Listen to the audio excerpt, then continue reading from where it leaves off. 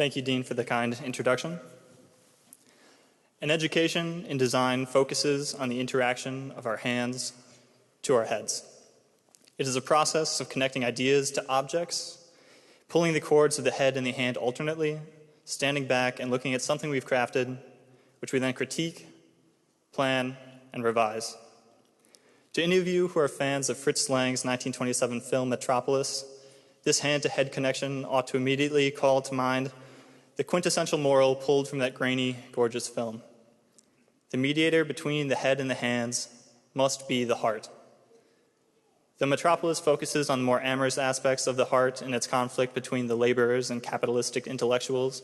The heart within each of us as designers is something that I've been reflecting on these last months as an undergraduate in the College of Design. Or maybe it's something that I've just been thinking about based on Tom Fisher's lectures on emotional intelligence, and they're just beginning to sink in.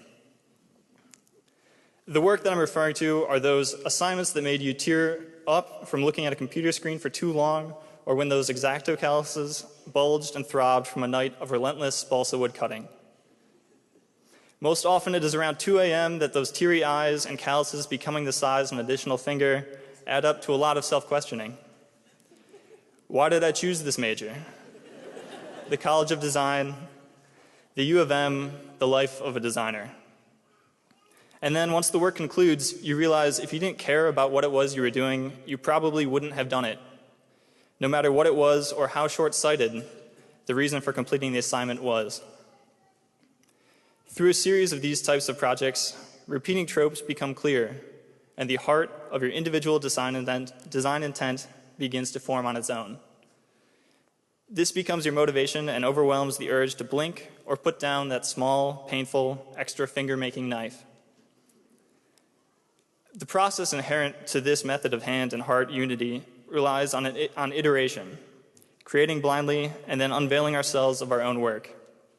This concept of iteration took some time for me to embrace, probably because I redid next to nothing in high school besides proofreading an essay, and often I abstained even from that. The idea that I could draw and then redraw, cut and recut, fold and then refold all of my work ad absurdum seemed like a ridiculous and dilettante proposal, and actually counterintuitive to the craft that I assumed the college would expect. However, as I leave the College of Design, I find myself approaching most things as an iteration, and I've found it powerful. Since embarking in architectural studies, rarely have I considered anything around me as the way it ought to be. And as I accept this degree, I find that I accept the things around me as they are, even less. Today's world is simply an iteration. There are beauties and flaws to confront. There are moments that deserve to be celebrated, and so many things that require resolution and revision. I'm sure that you have been told, as I have, that this is a great time to become a design professional.